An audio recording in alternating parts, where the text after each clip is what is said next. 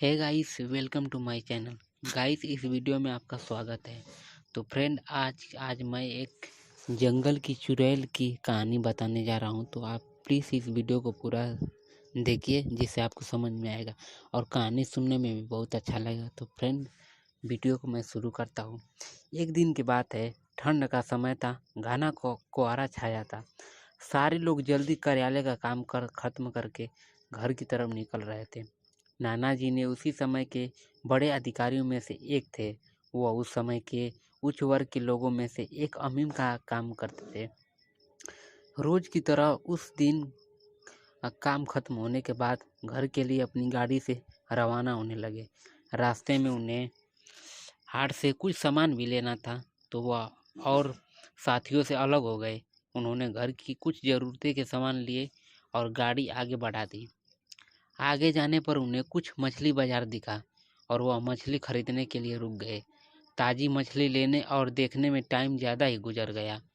उनकी जब अपनी गाड़ी का नज़र आई तो उन्हें आभास हुआ कि आज तो घर जाने से बहुत ही देर हो जाएगी और यह सब लेकर घर पहुंचने में काफ़ी समय लग जाएगा।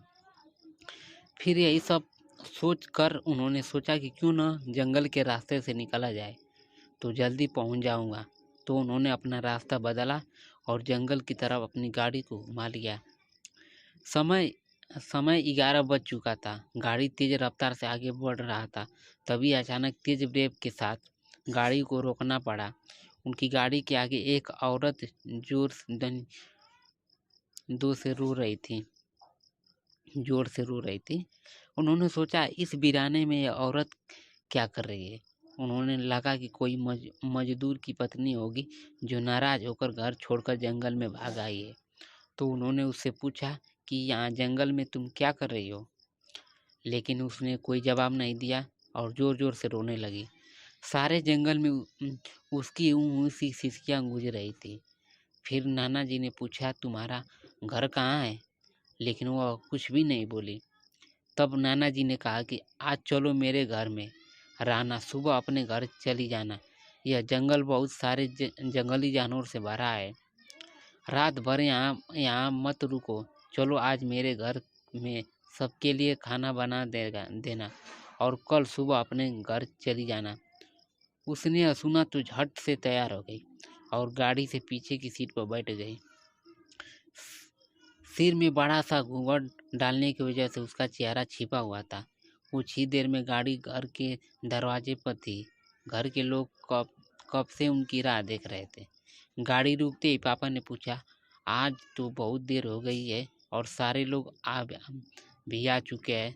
तब उन्होंने सारी बात अपनी माँ को बताई और कहा कि आज खाना इससे बनवा लो, कल सुबह यह अपने घर चली जाएगी।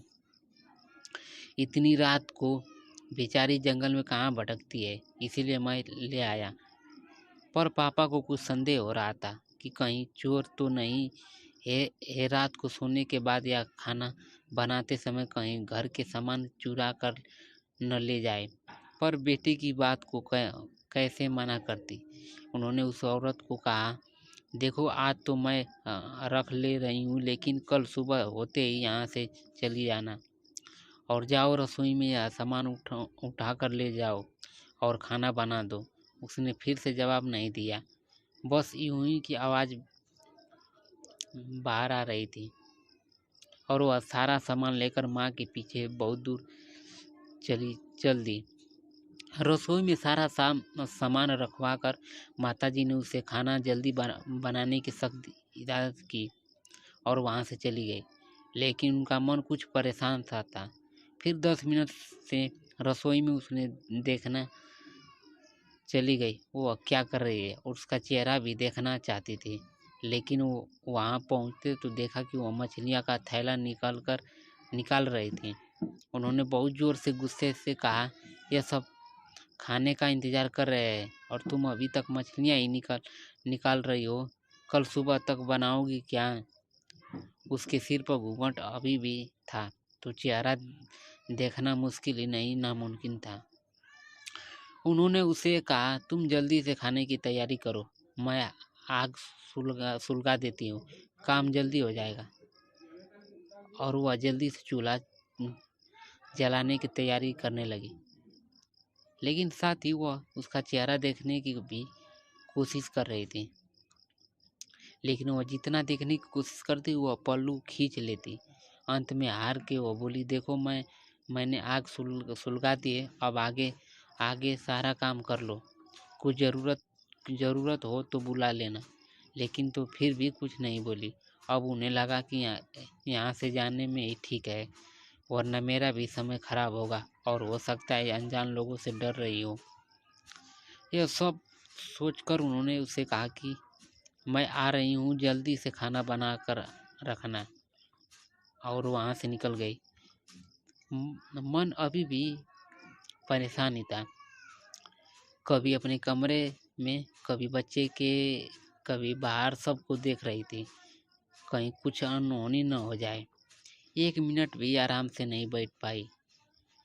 अभी 5 मिनट ही हुए थे कि पर उनके लिए तो घड़ी पहाड़ सी हो रही थी।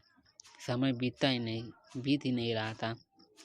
8 मिनट बड़ा मुश्किल से गुजरे और वह तुरंत ही कुछ सोचकर रसोई की तरफ दौड़ी और वहां पहुंचकर आया। जैसे ही उन्होंने रसोई घर का नज़ारा देखा, उनकी आंखों फटी फटी रह गई। उनके पैर बिल्कुल ही जम गए, न उनके आगे जाया जा रहा था न पीछे। उनके हृदय की धड़कन रुक रही थी और वो औरत रसोई में बैठकर सारी कच्ची मछलियां खा रही थी। सारे रसोई में मछलियां और खून बिखरा पड़ा था। उसके सिर से घूंघट भी उतारा पड़ा था। इतना खौफनाक चेहरा आज तक उन्होंने नहीं देखा था। बाल नाखून सब बड़े हुए थे। मछलियां खाने से मग्न होने की वजह से उसे कुछ ध्यान भी नहीं हुआ था और खुशी से कभी 2 आवाज़ों में निकाल रही थी। हूँ आवाज़ गूंज रही थी।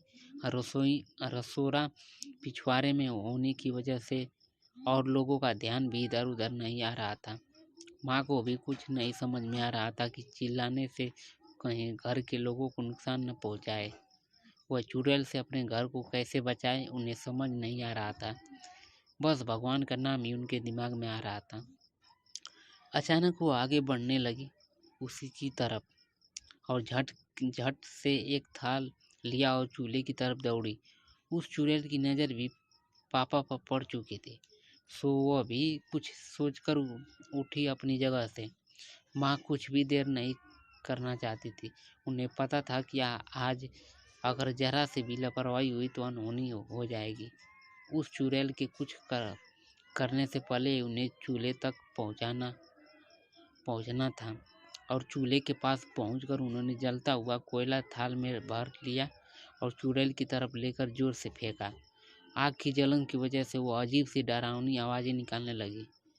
अब तो उसकी आवाज़ बाहर भी जा रही थी। सारे लोग बाहर से रसोई की तरफ भागे। वह चुड़ैल जोर से यूं जोर की आवाज़ निकाल रही थी और पूरे रसोई दौड़ में रही थी और माताजी को पकड़ना भी चाह रही थी। लेकिन अब सारे लग रसोई में आ चुके थे। काफ़ी लोगों की भीड़ देखकर वह और भी डर गई। लोगों की भीड़ को झेलती हुई वह बाहर जंगल की तरफ भाग गई और सारे लोग के मंजर देखकर डर के सामने से खड़े थे और मन ही मन माताजी की हिम्मत की दाद दे रहे थे। तो ऐसे छोटा चुड़ैल का पीछा। तो फ्रेंड, यह वीडियो आपको कैसी लगी है? अगर अच्छी लगी तो प्लीज़ चैनल को सब्सक्राइब जरूर कर ले। अब मिलते हैं नेक्स्ट वीडियो में, तब तक के लिए जय हिंद, जय भारत, वंदे मातरम।